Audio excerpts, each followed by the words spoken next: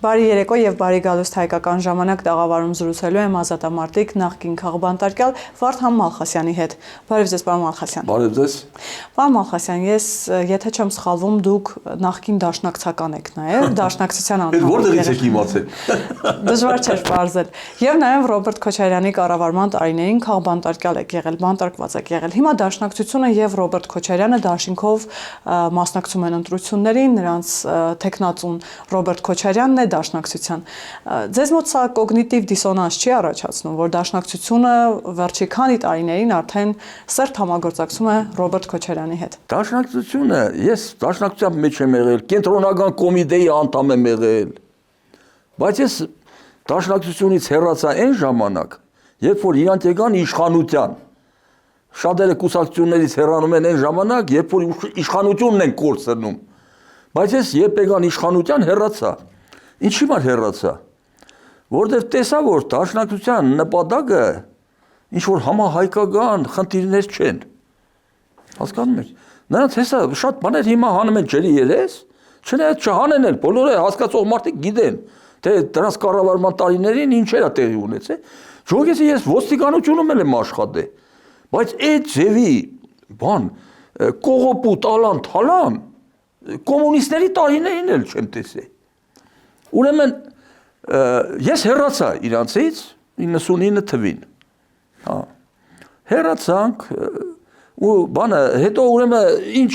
հետաքրքիր բան եմ ուզում ասեմ։ Ուրեմն մի պահ եկա, որ դաշնակցության վարկանիշը Հայաստանում շատ բարձրացավ։ Ուրեմն 96-97 թվերին դաշնակցության վարկանիշը հասել էր համարյա 40%-ի։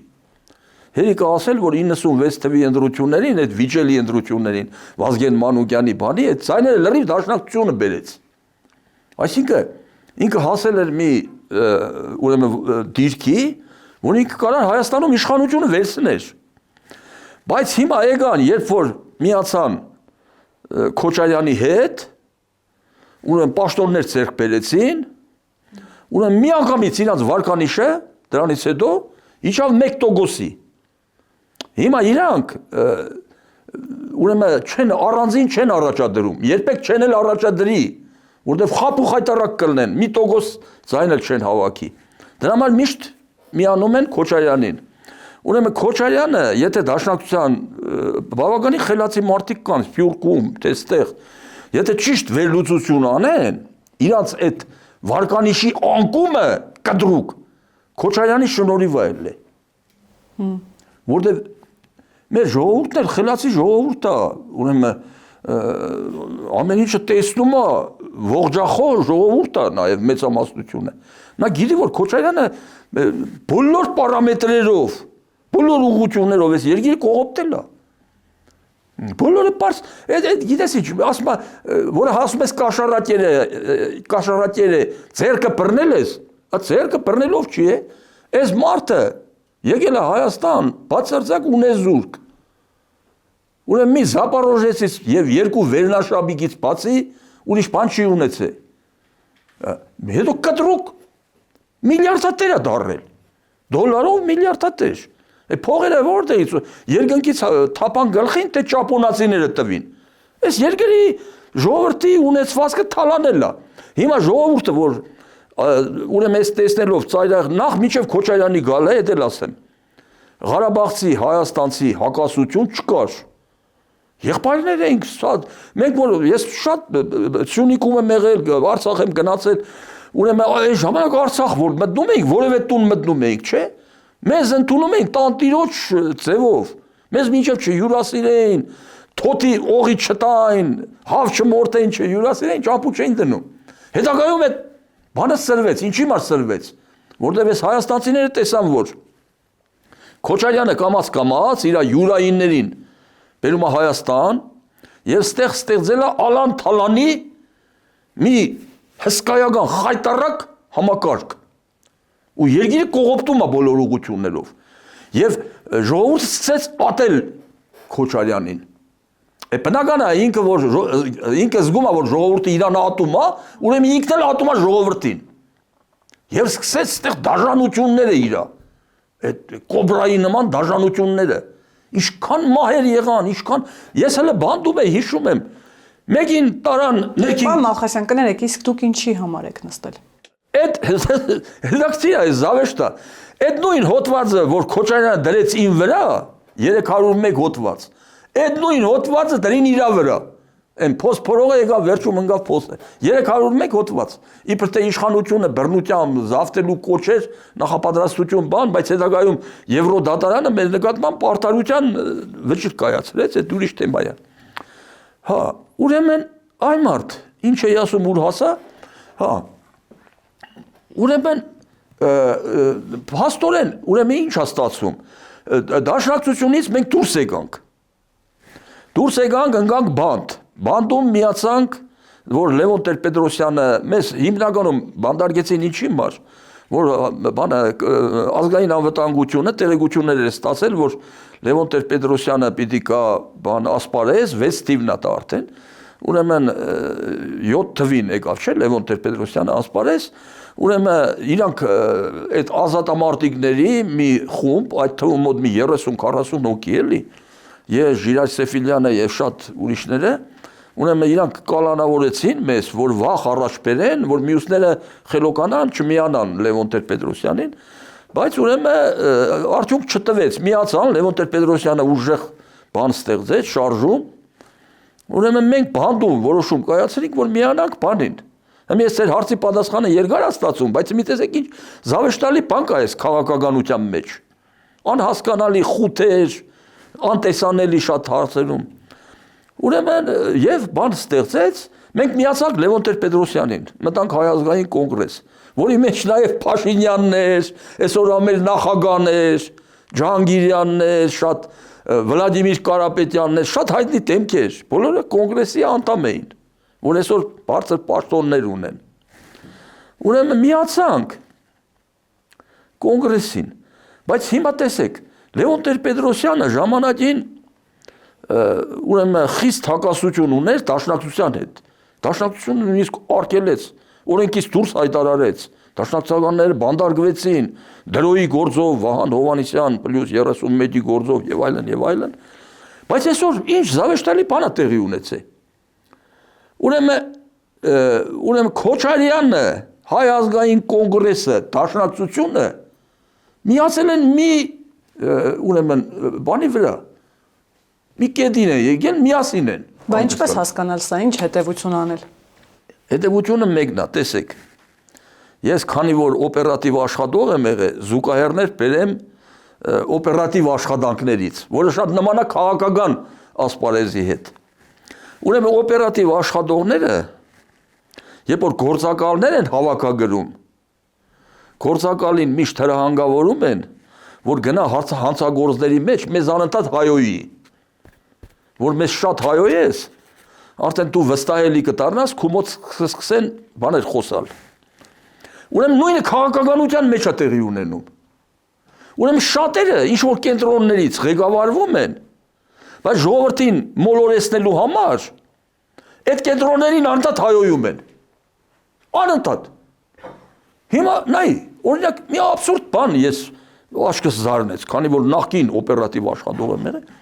Անցյալ տարի այդ Բագրատ կոչված ինչ էր, Գալստանյան էր, ինչ էր, հա, որ հելավ ասպարեզ, չէ։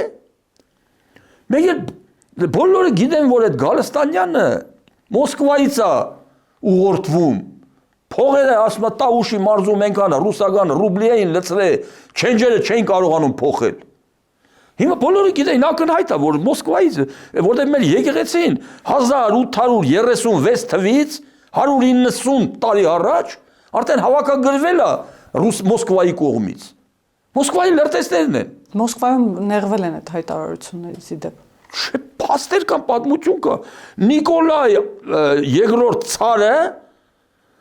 Պրիլաժենյակը հատուկ թուղթաստորագրել, արխիվները կա, բացեք նայեք, ես եթե սուտ բաներ եմ ասում, թող ինձ դատի տան։ Ուրեմն 1836 թվին հրամանագիր ստորագրել, որ հայ առաքելական եկեղեցին ուղիղ գծով ենթարկվում է Մոսկվային։ Մինչև այսօր այդ հրամանագիրը շարունակվում է։ Հա, հիմա բոլորը գիտեն, որ սրանք լրտեսներ են ռուսական։ Հիմա մեկ էլ տեսանք, ուրեմն ես ապշեցի, ասենք այս բանը Բևերը եկավ միացավ բանին։ Բագրատին հիշում եք թե չեք հիշում։ Ազգային ժողովրդավարական Բևերը Ժիրար Սեֆիլյանի, որ իմ ընկերն է։ Այն մարդ ապշեցի, որտեղ այս Բևերի անդամները գիշեր ցերեկ ամենավերջի լուտակներն ու հայոյանքներն են տալիս Կրեմլի հասեին։ Բանի, այն Վահեկա մի հատ ազգանունը մոռացել եմ բեղերով տղա։ Հələ դու տեսի ինչ ձևի է հայոյում Մոսկվային։ Բայց եկել է միացե այդ շարժմանը, որը Մոսկվան է հրահանգել։ Եվ մյուսները նույնպես։ Հիմա այս ուժերը, որ եկել են, կենտրոնացել են ստեղ, չէ՞։ Անկախ նրանից իրար ընդունում են, չեն ընդունում, սիրում են, ատում են, չեն ատում։ Իրանց տերերը ամենագլխավոր կենտրոնից հրահանգ են իջեցրել, որ գնացեք աճ, ձախ չգնաք, որոշում է կայացված։ Հիմա դրա համար տես շատ միամիտներ, այսօր մտածում են, շատ միամիտ մարդիկ կան ժողովրդի մեջ, ասում է, բանը, մենք Քոչարյանին ատում ենք, Քոչարյանին ձայն չենք տա, բայց բանին կդանք, այդ տաշիր Սամվել Կարապետյանին։ Հիմա սրանք չեն հասկանում մի պարզ ճշմարտություն, որ նախ Սամվել Կարապետյանը չի գրանցվելու, օրենքով իրավունք չունի գրանցվելու։ Եվ երկրորդը, հələ անցյալ տարի սեպտեմբերին էր կարծեմ, Քոչարյանը ասուլիս տվեց, լրագրողը պարզ հարց տվեց, ասեց դուք ընտրություններին պիտի մասնակցեք եկող տարի, ասեց այո անպայման։ Ում հետ առանձին թե ինչ-որ ուժի հետ, ասես մենք միայն կմիանանք մեր ձևով շարժմանը։ Կա, բացեք նայեք։ Հիմա հետագայում սրանք վերլուծեցին, որ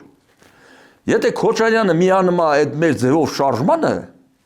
այդ մեր ձևով շարժումը ընդհանրապես են չի տանելու, որտեղ Քոչարյանը ընդեղ ատելություն, ուրեմն ձայները միանգամից հետ են գնում։ Ուրեմն պետք է Քոչարյանին բան անել, առայժմ ժամանակավորապես տարազատել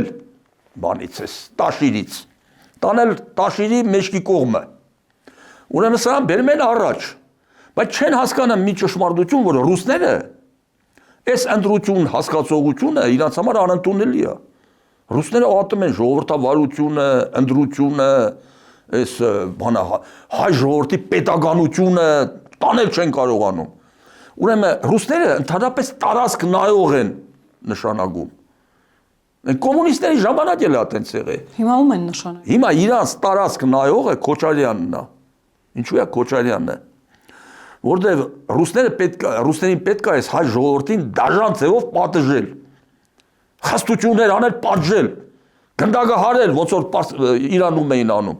Շատերին այո անհնազանդներին բանտ, գնդակահարություն, դաժանություն, այդ դաժանությունը կարող անի միայն ով։ Քոչարյանը։ Քոչարյանը ցույց է տվել, որ ինքը բանը դաժան ղեկավար է։ Եվ ռուսները նաև ուրիշ բան են մտածում։ Ռուսները ընդհանրապես այս տարածքը Կովկասը, թե Անդրկովկասը, թե հյուսիսային, թե հարավային Կովկասը ղեկավարել են ինտրիգներով։ Այսինքն որևէ տեղ պատերազմի հակասության օջախ են ձևավորում, եւ այդ օջախը իրանց դառնում է պտուտակ։ Ոնց որ Արցախն էր։ Արցախը 30-35 տարի ռուսների ձեռքին եղել է կարգավորիչ պտուտակ։ Բայց այդ պտուտակը իրանք պտտեցին աջ, պտտեցին ցախ, վերջում որոշեցին, որ հայերը իրանցից ոչ մի բան չեն ներկայացնում, ուրեմն հայերի վրա չպետք է ժամանակ միջոցներ ծախսել, պետք է կենտրոնանալ Ադրբեջանի վրա, Ադրբեջանին քաշել դեպի Ռուսաստան, այսինքն ռուսների գլխավոր նպատակը, ամենագերագույն նպատակը Պուտինի սովետական միության ձևավորումն է։ Միանգամից չեն կարա, բայց դանդաղ գնում են սովետը վերականգնելու իբր ուղղությամբ։ Այսինքն այդ հայտարարությունները պատահական չեն հիմա, որ երբեմն ներսում են հնչում։ Հա, Պուտինին հատուկ բերել են իշխանության, ՖՍԲ-ն բերել է իշխանության, որ թեկուզ երկարաժամկետ կտրվածքով սովետական միությունը վերականգնի։ Հիմա դրա համար իրանք մտածեցին Ադրբեջանը, Վրաստանին արդեն իրանցով էին արել, էլի այդ նույն են գործակալական ցանցի նման խապեցին վրաստիներին, բերին Եվրոպայի տեսքով, sense երկար մազերով, տղեկ բանման, իբր խապին թե ցանկ Եվրոպայեն, Եվրոպա բան, ռուսները խապին բանին, Ամերիկային ու եվրոպացիներին, բայց իրականում Վրաստանը արդեն ենթարկվում են Իվանաշվիլիին, ռուսական բանն էր, ազատության մեջ էր։ Հիմա Վրաստանի հարցը լուծել են, Հայաստանը պետք չի իրանց, հետո Հայաստանը ուր պիտի փախնելու տեղ չունեն, Ադրբեջանին պիտի բավարարենք, որ Ադրբեջանը մտնի ԵԱՏՄ ՀԱՊԿ եւ իր բանտա հավատարմության երթում, որ ինքը ռուսների հետ է, որ այդ ճանապարհով գնա, եթե այս երկուսի խնդիրը լուծում են, Հայաստանը իրան պետք է գոռանվեն գա այդ ճանապարհով։ Դրա համար Արցախը տվին բանին, Ադրբեջանին ռուսները։ Այս բանը հիմա հայտարարում է զավեշտ է ուղղակի։ Ասում է գերիներին մենք որ կանք, այս Սամվել Կարապետյանը։ Կվերադարձնենք։ Այս կանենք, այն կանենք, ֆանտաստիկ բաներ են խոստանում, Երևանում ավտոբուսներ է պտտվում, 300,000 աշխատատեղ, քիչ ամնում գրեն 3 միլիոն աշխատատեղ։ Հա։ Եվ դրան գումարած են, գերիներին էլ անհապաղ հետ կբերենք։ Տոտաղա ջան, այդ սուտ խոսալով չի է։ Հիմի որ ինչ որ խոստանում ես, եթե դա չարեցիր, մենք ինչ մեխանիզմ ունենք, որ քեզ հետ կանչենք կամ էլ հաշիվ պահանջենք քեզանից։ Ոչ մի մեխանիզմ չկա։ Երկրորդը, գերիներին դու ո՞նց ես հետ բերում։ Գերիներին քո տերը, քո պապան փողով ծախելա ադրբեջանցիներին, փողով, բառի սպուն իմաստով։ Այո, փողով վաճառելա ադրբեջանցիներին, որտեղ այդ գերիները գտնվել են Ստեփանակերտի օդանավակայանում, ռուսները իրենց հանգստացրել են, ասել են դուք մի շտապեք, թող ժողովուրդը կամաց դուրս գա Արցախից, մենք ձեզ 15 րոպե ընդամենը ուղղաթիռով կտանենք Երևան։ Բայց վերջին պահին ուղղաթիռը թռավ ոչ թե Երևան, այլ Բաքու։ Միգուցե քաղաքական հաշվեհարդար էր, ոչ թե գումարի դիմաց։ Հաշվեհարդար չէր, վաճառք էր։ Ամեն ինչը վաճառքով ա եղել։ Թուրքերը ռուսներին ահռելի փողեր են տվել, որ իրանք այդ ամեն ինչը իրանց սցենարով գնա։ Հիմա եթե դուք ձեր տունը վաճառել եք, Պողոսը առել է ձեր տունը, մի տարի ապրում է, կարաս գնաս տունդ հետ բերես, չես կարա։ Հիմա այսինքն Պուտինը չի կարա այդ գերիներին հետ բերի, աբսուրդ է։ Այդ գերիներին որ հետ բերի, պիտի ասի ախպեր ջան, այդ փողը տվե առել եմ, ինչ ես ուզում իզնից։ Այդ գերիներին եթե ուզենա հետ բերի, միայն կարա Ամերիկան հետ բերի։ Միայն։ Ինչպես։ Խաղաղության պայմանագիր է նկատվում։ Խաղաղության պայմանագրի տարբեր ձևերով ինքը գերտերություն է, ազդեցության բաներ ունի, այսինքն Ամերիկան չի վաճառել, որ նա ասի փողը տվե առել եմ, բայց ռուսը որ ասի, կասի մենք բանը քվիտ ենք, տալիք առնելիք չունենք։ Հիմի բայց Սամվել Կարապետյանն ասում է գերիներին հետ պետք է բերեմ։ Աբսուրդ է։ Հիմա եկել հասել կետին, որ սրանք միավորվել են մի ուղղության վրա, ռուսական ուղեցերի մեջ են, եւ եթե միամիտ մարդիկ մտածում են, եթե ձայնը տվեցին, ասենք Սամվել Կարապետյանին, այդ ձայնը չի գնում Քոչարյանին։ Այդ բոլոր սրանք ինչ ձայն հավաքեցին, հետո իրանց գլխավոր տերը կորոշի թե որտեղ Սամվել Կարապետյանը նախ իրավունք չունի առաջադրվելու, եթե իրավունք էլ ունենա, Սամվել Կարապետյանը ուրեմն լավ հայերեն բառապաշար էլ չունի, ինքը հայեցի մտածելակերպ չունի, ռուսական միջավայրում է ապրել, դարել է արմյաշկա, հիմա բանի բդի բերեն Քոչարյանին, որտեղ ինքը այդ ռուսական բանը ուրեմն նպատակները Հայաստանում չի կարա ի կատարած, իստե դաշնություն է պետք, պատերազմ է պետք, պատերազմ պետք է նորից սանձազերծվի։ Նպատակը դա է Քոչարյանին բերելու, ո՞ր նպատակը։ Քոչարյանին նպատակը բերելու, ստեղ ժողովրդին սանձել, պատժել, անհնազանդներին բանդարգել կամ ոչնչացնել ֆիզիկապես եւ պատերազմի օջախ նորից առաջ բերել, բանում Արցախում։ Նորից Արցախի խնդիրն են բարձրացնում։ Հիմա ես նաև ուզում եմ որ եկանք հասանք այդ կետի արցախցիներին մի բան ասեմ։ Ուրեմն Արցախի հարցը լուծումը այսպեսին է լինելու վերջնական։ Երկու տարբերակ կա։ Հիմի Ամերիկան ու Ռուսաստանը ուրեմն դաժան կռիվ են մղում, որ այս տարածքում հաստատվեն, իրանք այս տարածքի խնդիրները լուծեն։ Եթե որը քիչ հավանական է, անհավանական բան է, մի տոկոսի հավանականություն չի, եթե Պուտինը հաղթեց այդ կռվի մեջ, չէ, ինքը սովետը պետք է վերականգնի, որ սովետը վերականգնեց, առաջվա նման սահմանները բացելու է, ասելու է հայերն ու ադրբեջանցիները եղբայրներ են, ոնց որ առաջ ա եղել, առաջ էլ մորթել են, մինչև 20 թիվը իրար մորթել են, վերջում եկան ասին եղբայր ենք, չարեցնել նույնիսկ գրեց ադրբեջանցիների մասին մի գովեստի բանաստեղծություն, երկեր էին երկում, եղբայրական, Հայաստան, Ադրբեջան, երկեր կար ռադիոյով, հա, հիմա բացում են սահմանները, արցախցիներին ասում են գնացեք ձեր տները,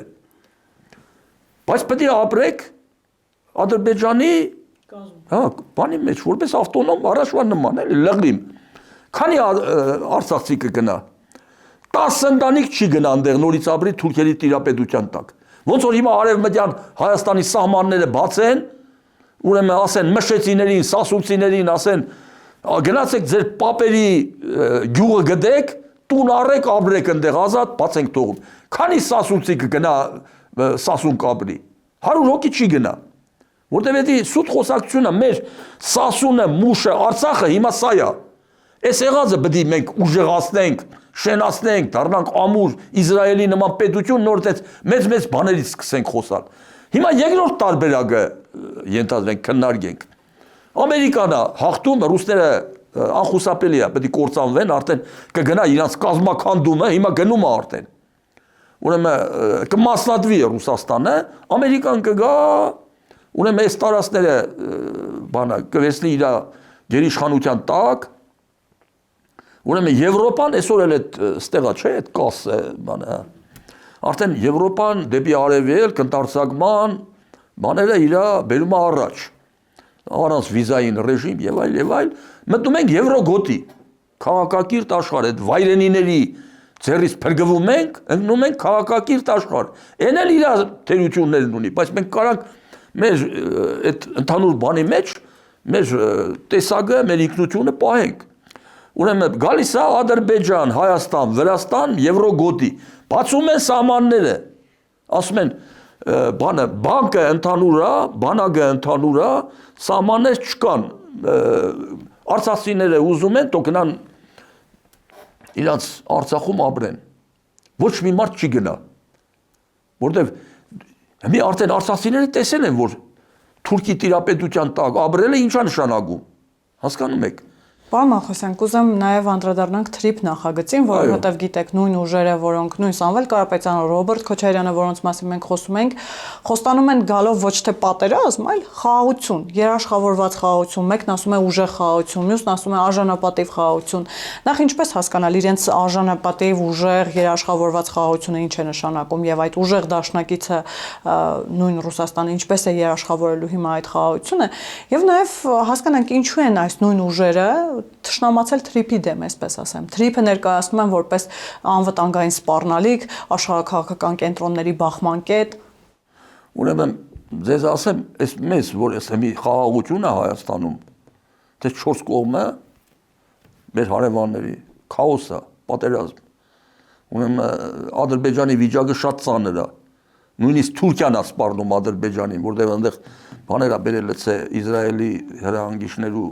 բաներ, զենքեր։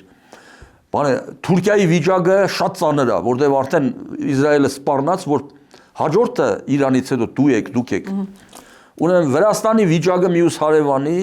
շատ անհասկանալի է։ Վրաստիկ նույնիսկ դիմում են Փաշինյանին խնդրում, որ այդ դեպի Եվրոպա գնալու համար ինքը բան անի, էլի իրանց համար իրանց օգնի։ Իրանը ավերվում է։ Աճ ու ցախ այդ երկիրը ավերում են։ Մենք մնացել ենք այսպես խաղաղության կղզի։ Էդի շնորհիվ Թրամփի բանի, թրիփի այդ նախագծի եւ ինչքան է չսիրենք Թրամփի, որ եթե այդ նախագիծը չլներ, չէ, հիմա այստեղ արդեն պատերազմ էր գնում։ Էդի պիտի խոստովանել մի բան, որ մեր արտաքին քաղաքականությունը, քանի որ մենք ինքնուրույն սկսեցինք արդեն քայլեր անել։ Մենք մեր ասենք արտաքին քաղաքականությունը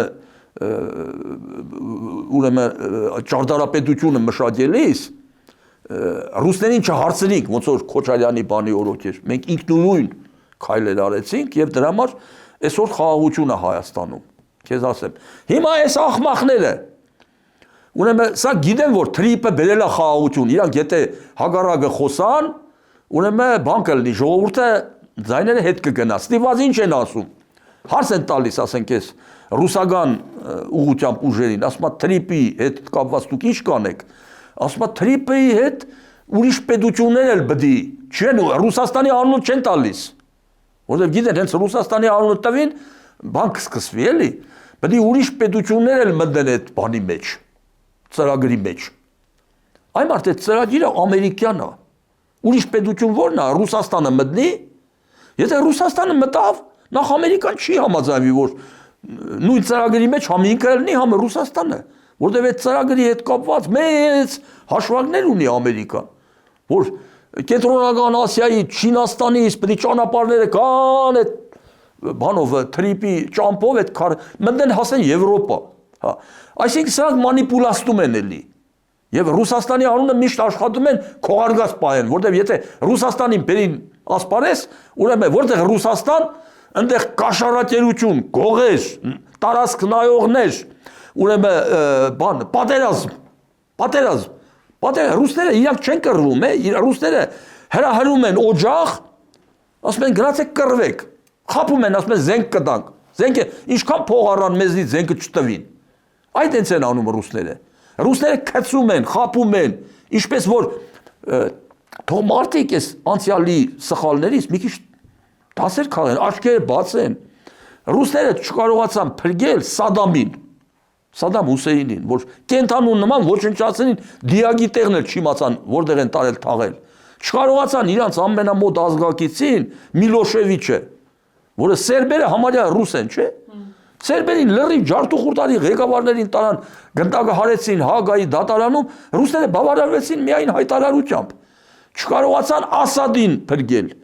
Ասադի ամբողջ ընտանիքը այնտեղ կոդորվեց, բարեկամները ինքը ոսկիները փողերն առավ, փախավ Մոսկվա, որ կյանքը փրկի։ Ուրեմն չկարողացան փրկել Մադուրոյին, որ եկան ննջարանից գողացան տարան։ Պարոն Մալխասյան, եւ ամենակարևորը Ռուսաստանը նաեւ Ուկրաինայի անվտանգության երաշխավորն է։ Ապրես, բայց Ուկրաինայում ատոմային զենք ուներ, չէ, 96 թվին, այդ Բուդապեշտյան մեմորանդում կա, չէ։ Ուկրաինայի զրկին ատոմային զենքից, իբր թե Ռուսաստանը դառնում է երաշխավոր։ Ով որ եկել է քեզ երաշխավոր, ինքն է քեզ ոչնչացնում։ Հիմա ես բոլոր բաները որ տեղի ունեցել մեր աչքի առաջ, չէ։ Շատ ես էլ կարճ եմ ասում։ Ուզում ես մի ժամ թվարկեմ, թե Ռուսաստանը քանի ազգի ու ժողովրդի խապե ու մոլորեցրե։ Բայց ապուշները նորից էլ այդքանից հետո ասում են գնաց Հեյդարի գերեզմանի վրա կզեց չոքեց Պուտինը։ Համբուրեց գերեզմանը։ Ուրեմն այդ բանը եւ այդ համբուրելով մեր Արցախը նվիրեց թուրքերին։ Դաս չեղավ, հələ այդքանից հետո արցախցիների մեջ մարդիկ կան, ասում են Պուտինը մեզ կփրկի, તો Պուտինը հələ իրան թող փրկի, նոր գա քեզ փրկի։ Այս վիճակի մեջ ենք մենք հայտնվել։ Արտաքին հետախուզական ծառայության նաև հայտարարությանը կուզենայի անդրադառնալ, ըստ որի օտար երկրում ճնշումներ կան Հայաստանի Հանրապետության քաղաքացիների վրա, նաև տնտեսվարողների վրա, բիզնեսմենների վրա եւ նրանց բոլորին ուղղորդում են գալ առաջիկա ընտրություններին մասնակցել եւ պարզա ընտրել իրենց ցանկալի, այսպես ասած, տեխնացուի օգտին։ Հիմա ինչ սպասել այդ առումով, այսինքն ինչ գործողությունների կարող է գնալ Ռուսաստանը, ինչ հնարավոր միջամտություններ են հնարավոր ընտրությունների վրա։ Միջամտությունները ես էլ արդեն Ռուսաստանում շատ կապեր ունեմ, շատ հիմնականում Մոսկվա եւ Սանկտ Պետերբուրգ քաղաքներից իրանք հավաքագրում են բաներին, մեր բիզնեսմեններին, գործարարներին։ Ուրեմն դրանց պարտադրում են, որ ծախսերը պետությունը ռուսները փող չունեն, պետք է իրանք ծախսերն անեն եւ պետք է մարդկանց ուղարկեն Հայաստան, կարծեմ նախնական մոտ $1200 համարժեք փող են տալիս, որ գան Հայաստան, քվեարկեն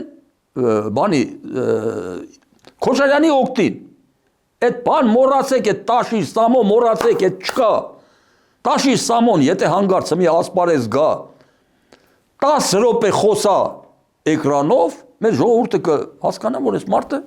սնանկ է։ Ուրեմն շատ փող ունեցող անգրագետ ախմախ մարդ է։ Հա։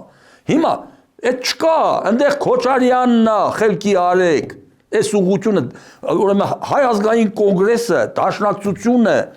բոլոր ով որ մտել այդ բլոկի մեջ, ուրեմն ձայները տալիս են Քոչարյանին։ Հա։ Հիմա այդ եմ ասում, հա, ուրեմն սրանք պետք է գան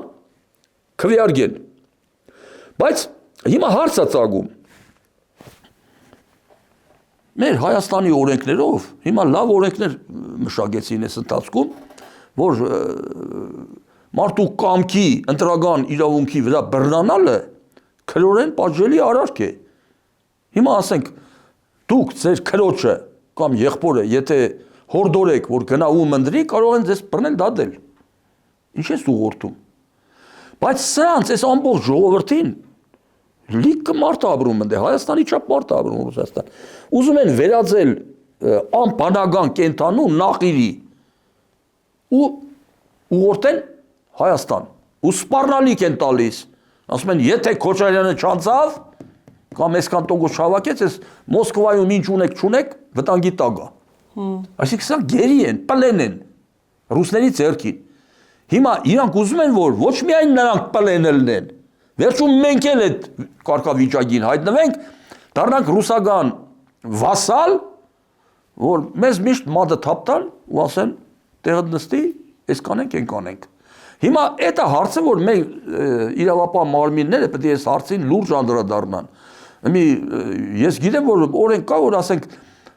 վերջի կարծեմ 4 տարին, եթե Հայաստան չի ապրել կամ ուրիշ բան պետք է մտածեն։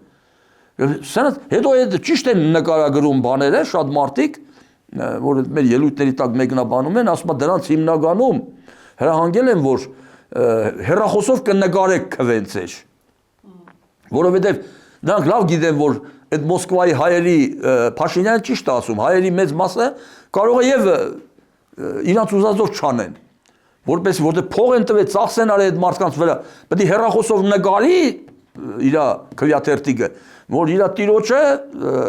ցույց տա, որ ինքը հավատարիմ է եղել։ Պետք է արգելեն այդ հեռախոսների բանը։ Հեռախոսները պետք է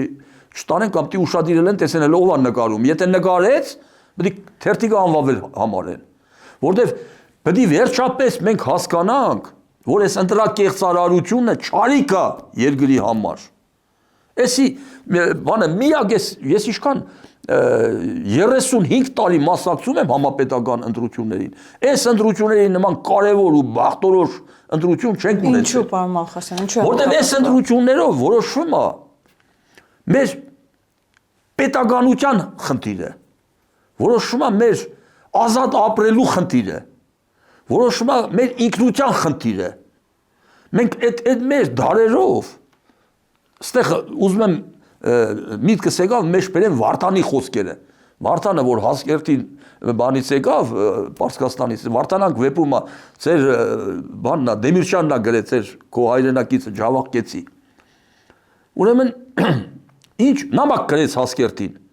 Վարդանանք վեպում է այդ դրվագ էլի, ասեց, բայց այն, ինչ ավանդ ենք ստացել մեր նախնիներից, մեր հայրենիքը, մեր պետությունը, մեր իշխանությունը, մեր ազատ ապրելու կամքը, դա չենք տա երբեք ոչ ոքի։ Հիմա մենք էլ ենք նույնն ասում, ստեղ մեր ազատ ապրելու, ազատ զարգանալու կամքը ուզում են խլել։ Պետք է ժողովուրդը բռունցքվի, պետք է հասկանաս սա, որ ենթադրենք, թե դու քեզ լավ են կերակրում, լավ ավտո ես քշում, բայց ազատ չես ապրում, ում է պետք է դա ապրելը։ Հիմա ես Ռուսաստանում, Մոսկվայում հայեր գիտեմ, հարուստ հայեր, որ ուրեմն ամեն ինչ ունեն, բայց վախի մեջ են ապրում, ամբողջ օրը այսպես դողում են։ Երեխան գնում է դպրոց, ուրեմն վախենում են, թե երեխային ճանապարհից կգողանան։ Թիկնապահ են նշանակում, որ երեխային տանեն դպրոց հետ բերեն, որտեղ այնտեղ բանի վախի, Ռուսաստանը վախի, ստի, ուրեմն պատրանքների երկիրը, այնտեղ ինստիտուտների վրա չի կառուցված այդ երկիրը։ Հայաստանում, օրինակ ես նայեք, ես ոստիկանության աշխատող եմ եղել, ոստիկանապետ եմ եղել, չէ՞։ Ազնիվ խոսք չեմ չափազանց, թող աշտարակցիներն ասեն։ Ես դռներս բաց քնում եմ, դռներս բաց։ Մեկ-մեկի լուսամուտներին ոչ ճախ կա, ոչ բան կա։ Այսինքն ես ազատ ապրում եմ, ոչ մեկից վախ չունեմ։ Բայց այն հարուստները Ռուսաստանի վախի ու դողի մեջ են ապրում։ Այդ ապրել չի նշանակում, նրանք ուղղակի շատ փող ունեցող աղքատներ են։ Ժամանակ են լրացնում մինչև կյանքը ավարտվի։ Հիմի ռուսները ուզում են այդ վիճակը, որ այնտեղ հայերին սարքել են հնազանդ ստրուգներ, ստեղ էլ բերեն։ Պետք է մենք դա թույլ չտանք։ Եվ լայս իշխանություններին ես հատկապես բան եմ անում, ուրեմն ուզում եմ գովամ եւ գնահատեմ, որ իրանք ինչքան էլ համապետական ընտրություն եղավ չկեղծեցին։ Տեսեք Գյումրիում ես ինչքանով որ չգիտեմ ճիշտ եմ խոսում թե չէ, եթե 50 քվե կեղծվեր 48 թե 50։ Ուրեմն բանը արդեն մի մանդատ ավել կունենար քաղաքացիական պայմանագիրը եւ բանի Վարդանիկի խնդիր առաջ չէր գա։ Բայց հանուն նրա որ չպետք է կեղծել, չարեցին դա։ Եվ ես դա գնահատում եմ։ Հիմի էլ պետք է կեղծիկ չլինի, բայց պետք է ժողովուրդը ուրեմն քաղաքական գիտակցություն ունենա, ողջախոհություն ունենա եւ չնդրի, չգնա անազգան հայրենիք թափթփուկների, լրտեսների, այդ շատ փող ունեցող դավաճանների ետևից։ Դա իմ ասածը։ Շնորհակալ եմ, պարոն Մալխասյան։ Ես էլ եմ շնորհակալ։ Հիշեցնեմ, որ զրուցակիցս ազատամարտիկ նախկին քաղբանտարկյալ Վարդան Մալխասյանն էր։ Կհանդիպենք։